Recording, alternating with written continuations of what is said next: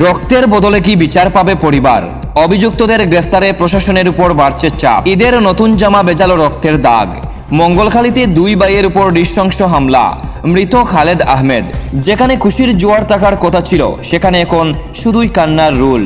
উত্তর ত্রিপুরার ধর্মনগরের মঙ্গলখালী এলাকায় পবিত্র ঈদুল ফিতরের দিনটি পরিণত হলো এক বিভীষিকায়। পুরনো শত্রুতার জেরে দুই ভাইয়ের উপর বর্বরচিত হামলায় প্রাণ হারালেন খালেদ আহমেদ। অন্য ভাই জুনায়েদ আহমেদ এখনও হাসপাতালের বিছানায় মৃত্যুর সঙ্গে লড়াই করছেন। একরাম আলী, মঈনুদ্দিন, শাহাবুদ্দিন, হায়দর আলী এবং জুবেল আহমেদ মিলে দুই ভাইয়ের উপর অতর্কিত হামলায় একজনের মৃত্যু হয়, অন্যজন মৃত্যুর সাথে পাঙ্গা লড়ছেন। আজ যখন খালেদ মিয়ার মৃতদেহ অ্যাম্বুলেন্স করে গ্রামে আনা হয়, তখন ক্ষোভে ফেটে পড়েন এলাকাবাসী। মরদেহ নিয়ে রাস্তার উপর বসে বিক্ষোভ দেখান সাধারণ মানুষ। পুলিশ প্রশাসনের আশ্বাসে পরিস্থিতি কিছুটা নিয়ন্ত্রণে এলেও তল্লাশিতে বেরিয়ে আসে এক ভয়ঙ্কর সত্য। অভিযুক্তদের বাড়িতে তল্লাশি চালিয়ে উদ্ধার হয়েছে প্রচুর পরিমাণে দেশীয় অস্ত্র। এই বিপুল পরিমাণ অস্ত্র মজবুত থাকা প্রমাণ করে যে এটি কোনো তাৎক্ষণিক ঝগড়া নয়, বরং দীর্ঘদিনের চক কষা এক পূর্ব পরিকল্পিত হত্যাকাণ্ড। ঘটনার পর থেকেই মূল অভিযুক্তরা এলাকা ছাড়া। পুলিশ ঘটনার তদন্ত শুরু করলেও এলাকাবাসীর মনে একটাই প্রশ্ন: অপরাধীরা কি রাজনৈতিক বা সামাজিক প্রভাব খাটিয়ে পার পেয়ে যাবে, নাকি পুলিশ দ্রুত তাদের গ্রেফতার করে আইনের কাঠগড়ায় দাঁড় করাবে? ধর্মনগরের দায়িত্বরত ওসি মীনা দেববর্মা ঘটনার তদন্ত শুরু করেন এবং দোষীদের দ্রুত গ্রেফতার করবেন এই আশ্বাস দেন। মঙ্গলখালীর মানুষ এখন বিচারের অপেক্ষায়। দোষীদের দ্রুত গ্রেফতার না হলে এই ক্ষোভের আগুন যে আরো দানা বাঁধবে তা স্পষ্ট। কি হয়েছিল এই ঘটনা? গতকালকে 4:30 সময় জুনাইদ আহমেদ তার গরু এখানে বান্ধা ছিল।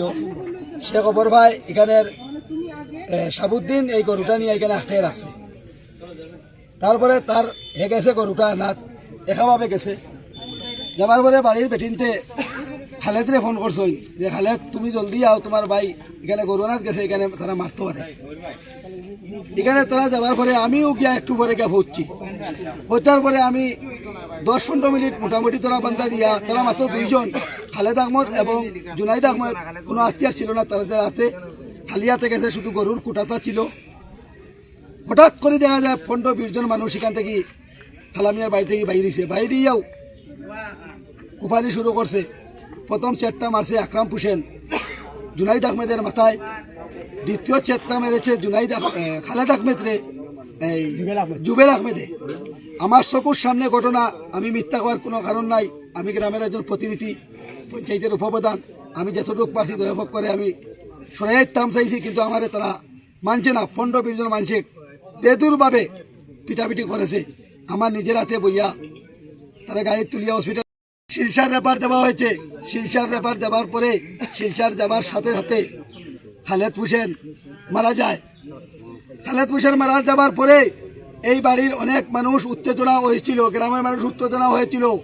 আমায় যতটুকু পারি আমি তারা কন্ট্রোল করে রেখেছি যে এটা উত্তেজনা করার কোনো প্রয়োজন নাই, আইন আছে, আইন এটা ব্যবস্থা নেবেন। আমরা আইনের দিকে বিশ্বাসী।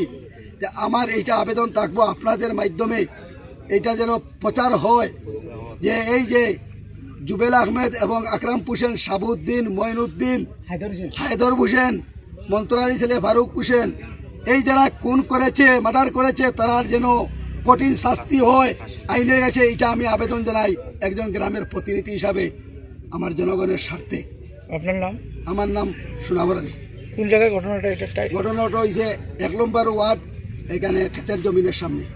নাম কি জায়গা? পালপাড়া ধরে, এইটা ধরিয়ে নেয় পালপাড়া। মনের মধ্যে একটা ইয়ে থাকে, সবারই আছে, আমিও তো মানুষ। তারা যেন এইভাবে তার হত্যা করা হয়েছে, আমরা এমনি ছাড়তাম না। ঠিক আছে, এখন আপনারা থেকে একটু সাহায্য, আমরা এখানে যেন 1000 জনের মতন লোক আছেন, সবারই তো আপনারা হোক ধর্মনগর, হোক কদমতলা, হোক চুরাইবাড়ি, হোক ইপাচাতল, সবখানে পরিচিত আছে। আপনারা শুধু এতটুকু আপনারা সাহায্য করবেন যে কই থাকতে পারে। আমরা তো অ্যাকচুয়ালি তারা চিনি না, আমার কাছে শুধু একটা ফটো আছে, আর সে যদি আমার সামনে দিয়ে হাঁটতেও যায় আমি চিনতাম না। ঠিক আছে নি? তো আপনারা আমার ফটোটি কালেক্ট করে দেন, ফোন নাম্বারটি পাইলে একটু কালেক্ট করে দেন।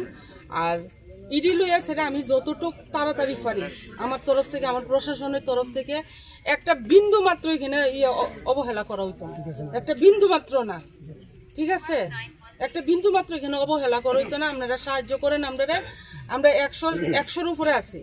কারণ মানুষটারা আপনারা একটু অনুরোধ করুন, আমরা একটু সময় দেন।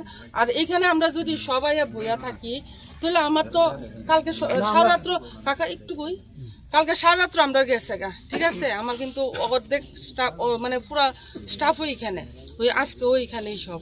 তো আমরা তো বইয়ার তো একটু চিন্তা করে করতে লাগবো যে ভাগ্যপুর হোক, কি কি জায়গা আছে আপনারা যেখানে আছে সবখানে আমরা তার বন্ধু বান্ধব কে থাকতে পারে, তার আত্মীয় স্বজন কই থাকতে পারে, এটি যদি আমরা কালেক্ট করতে পারি বইয়া বইয়া একটার পর একটা আমরা এটা গাছের শিকড়ের মতন আমরা আগাইতে পারবো। তো অতটুকুই আমরা একটু সময় দেন।